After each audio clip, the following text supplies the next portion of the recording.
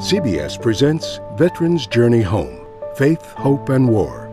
The narrator is Rollin Smith. For veterans with mental health and addiction problems, it often results in a run-in with the law.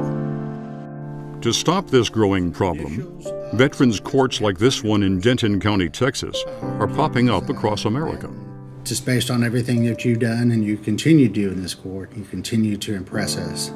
David Garcia is the presiding judge. Every case that comes in, we send them to a psychologist to kind of give us an understanding of what issues a veteran has when they come into the courtroom. Vets who agree to the terms of the court are monitored 24/7, submit to regular drug testing, and are required to have an ignition interlock device. They are also paired with a mentor who was once a combat veteran. They come back home and they don't know how to reconcile that life in combat to life in America again. So they do, what comes naturally. They try to cope with it. And sometimes that's using alcohol, using drugs, or driving crazy. The challenge is getting help to those who are least likely to ask for it.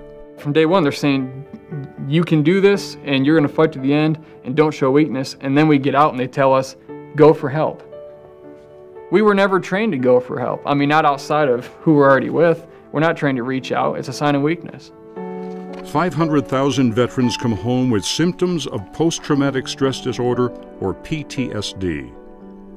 The enemy is no longer Taliban. It's anxiety, it's depression, it's suicidal thoughts, it's guilt, it's remorse.